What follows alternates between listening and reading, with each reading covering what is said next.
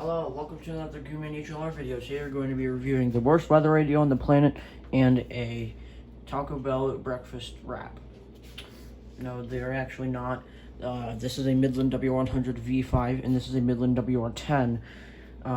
Let's start with the WR10. The Midland WR10 is a weather radio made by Midland in the early 2000s.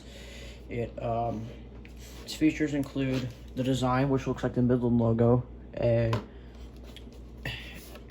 AM/FM function, battery backup with for a 9-volt battery, alert types on this, and there.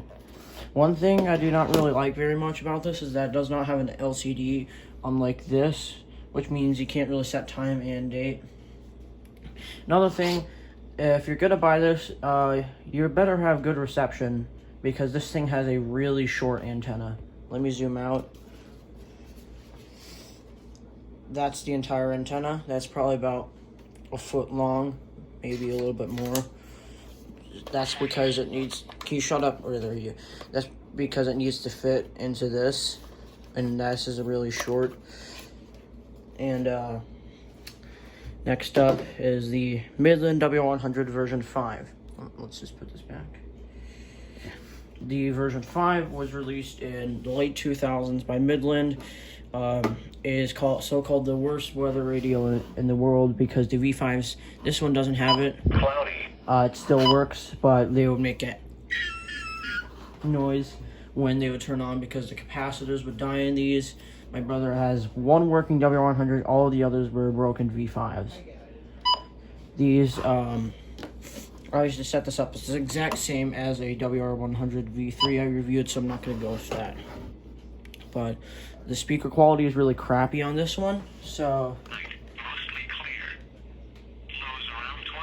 Actually, no, this might not be from the early 2000s. It might have been from the late 90s. Highs in the upper 20s.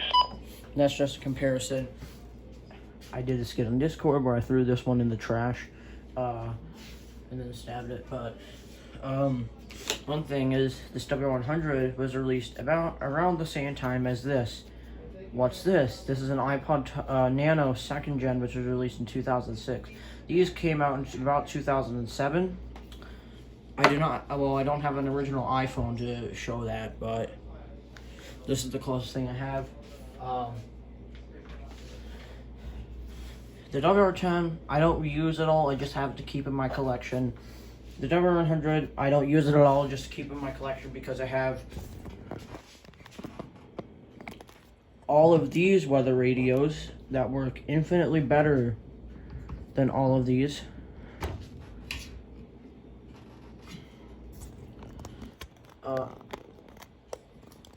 Okay, alright.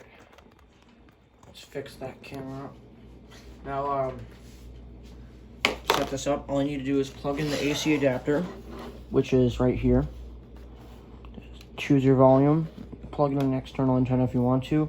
External alert, so that would be like a, the LED strobe. Go to the back. The weird thing about this is the first setting is channel 7, and that's 162.535, which is annoying. Then you set whether you want the LED and alarm, or voice. Voice means the LED and siren go off for 10 seconds, then it will turn on the weather. This does not have alert test, that's just to test the reception. To exit out of weather, you have to press alert in this. This, I'm not going to get too much into it. It's just a V5. It's just a. 31 at Duluth and 30 at Hibbing. Around Wisconsin, it was. It's just a louder, worse WR100. I do not recommend buying either of these unless you want to add them to your collection. Personally, when this thing starts squealing, I'm just going to destroy it. This one's newer, so I think it might have something different on it. There's an external alert. I believe that's on the V3 as well. Give me a sec while I go grab that. Okay, this also has an external alert, the V3. Let's see if there are any differences with these. Oh yeah, the antenna is also missing. The left is the V3, right is the V5.